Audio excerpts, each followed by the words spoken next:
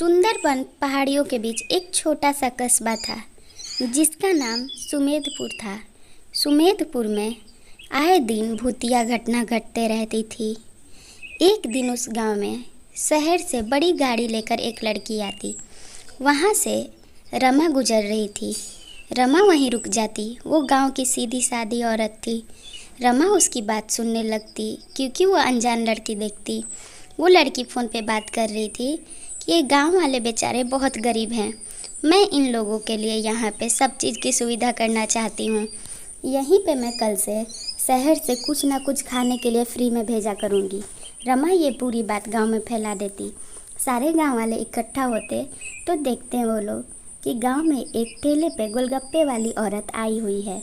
वो लोग उससे पूछते हैं, क्या आप हमें फ्री में गोलगप्पा खिलाएंगी? वो औरत मुंडी हिला के इशारा करती और कहती, जी हमें यही कह के भेजा गया है। सारे गांव वाले खुशी से झूम उठते।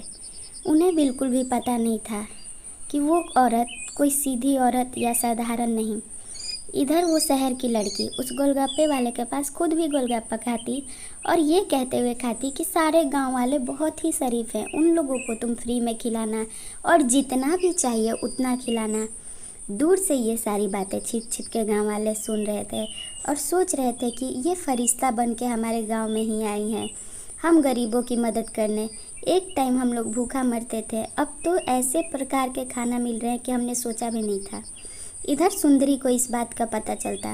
वो राना को बुलाती और रमा से कहती, देखो रमा, ये सब कुछ सही नहीं है। हमें किसी भी अनजान पे इतना जल्दी भरोसा नहीं करना चाहिए। तुम्हें पता है ना कि हमारे गांव में कैसे भूतिया घटना घटते रहती है। हमें सतर्क रहना चाहिए। रमा कहती, नहीं नहीं सुंदरी, मैंने अपने कानों से सुना। रात ढलने के बाद जंगल के पास एक चुड़ैल गुजरती और वहाँ किसी को इशारा करती। उसका इशारा देख वहीं जंगल के पेड़ के पास से एक बहुत ही खतरनाक आदमी निकलता। वो आदमी उस चुड़ैल से कहता, हमारे प्लान के हिसाब से गांव में काम हो रहा है ना? चुड़ैल कहती, हाँ, सारे बेवकूफ़ गांव वाले मेरे झांसे में आ चुके हैं और सब फ्री का खाना खाने के लिए डेली दौड़ जाते हैं। वो दोनों मिलके ज़ोर ज़ोर से हंसती और आपस में जश्न मनाती। इधर गांव में अगले दिन सुंदरी बेचैनी से खड़ी होकर इंतज़ार कर रही थी कि आज कौन आने वाला है। सुंदरी को अंदाज़ा लग गया था क्योंकि आश्रम के पंडित ने उसे सब कुछ बता दिया था कि ये सब सिर्फ छलावा है, गांव वालों को मूर्ख बनाया जा रहा है। अगर लगातार वो लोग 1 महीना तक ये सारे खाना अपने मर्जी से खा लें तो फिर वो लोग उस पिशाचिनी के वश में आ जाएंगे। उसी टाइम वहाँ पे एक गोला का ठेला वाला आ जाता है। गोला वाला कहता, अरे मैडम, आप गोला खाना चाहेंगी? वो कहती, तुम कहाँ से आए हो और फ्री में खिलाओगे? सुंदरी उसे अपने बातों में उलझाती, ऐसा उसके सामने दिखावा करती जैसे कि वो बहुत शरीफ हो।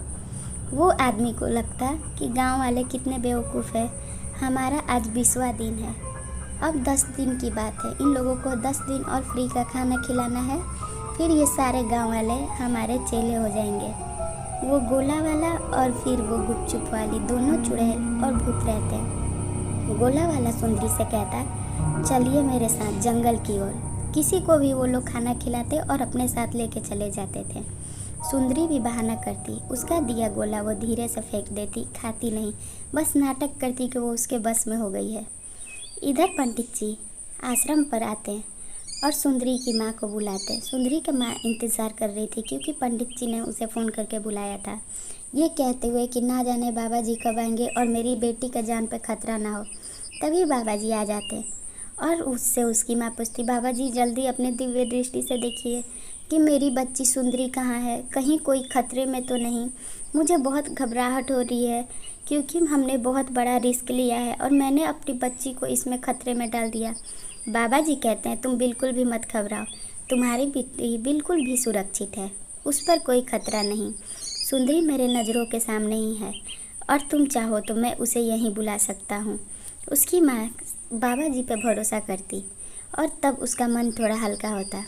बाबा जी कहते, हमने हमारा काम कर दिया। सुंदरी उनके यहाँ जंगल में जाके उन्हें लगा था कि सुंदरी मर चुकी है और उनके वश में आ चुकी है। उनका जो जादुई उल्लू था उस पर सुंदरी ने हमारा जल फेंक दिया, इसलिए वो उल्लू नष्ट हो गया और वो भूत प्रेत की कहानी भी ख़त्म हो गई। अब वो पिशाचनी हमारे गांव में नहीं आएगी। सुंदरी बाबा जी के जादुई शक्ति से माँ के सामने आ खड़ी होती है। माँ और सुंदरी बात ही कर रहे थे तो बाबा जी चले जाते और बहुत सारे गांव वाले रोते हुए आते, सुंदरी से माफ़ी मांगते और उसकी माँ से भी कि हम लोगों ने आप पे भरोसा ना करके अनजान पे लालच में भरोसा कर लिया। फिर सारे गांव वाले खुशी खुशी एक साथ और सतर्क रहने लगते हैं। ऐसी कहानी के लिए चैनल सब्सक्राइब ज़रूर कर लें और वीडियो को एक लाइक ज़रूर कर दें।